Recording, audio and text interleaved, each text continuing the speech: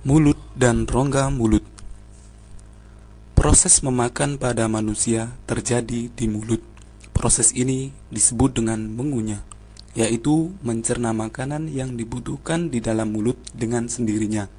Apa yang terjadi selama kegiatan tersebut?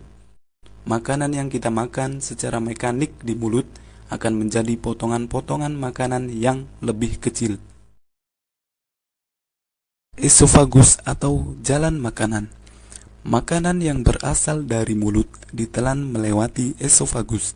Di dalam esofagus terdapat epiglotis yang akan mengatur makanan agar tidak masuk ke tenggorokan. Di dalam esofagus terdapat gerakan peristaltik yang mendorong dan meremas-remas makanan menuju lambung. Lambung merupakan kantung berotot yang berdinding tebal. Bagian atas lambung dekat hati, lanjutan dari muara lambung disebut kardia, bagian tengah berbentuk kantung disebut fundus, bagian bawah dekat usus disebut pilorus. Di dalam lambung, makanan tercerna secara kimiawi. Makanan dihancurkan oleh getah lambung menjadi mukus. Getah lambung terdiri atas air, asam lambung atau asam klorida, serta enzim pencernaan yaitu pepsin, renin, dan lipase.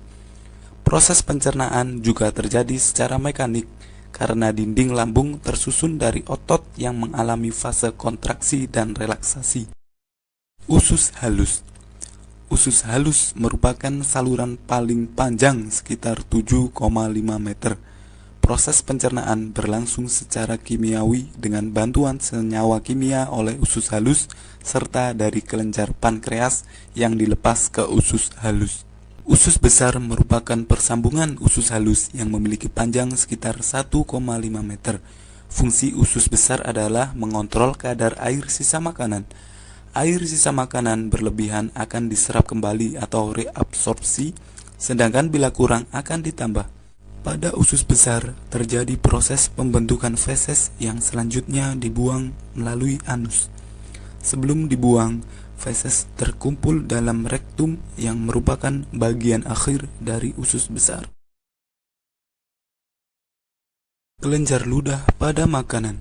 Selama proses mengunyah, makanan bercampur dengan saliva atau ludah. Saliva mensekresi dari kelenjar saliva yang terletak di depan telinga dan di antara kedua sisi apeks lidah.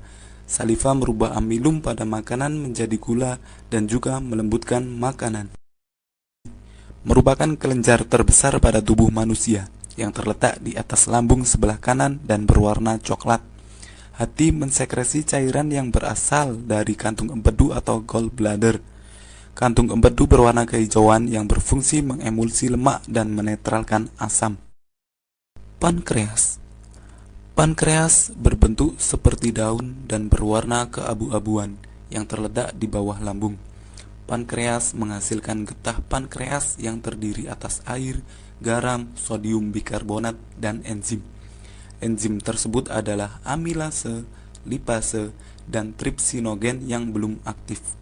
Amilase berperan mengubah zat tepung menjadi gula, lipase berperan mengubah lemak menjadi asam lemak, sedangkan tripsinogen berubah menjadi tripsin, dan tripsin mengubah protein menjadi peptid dan amino.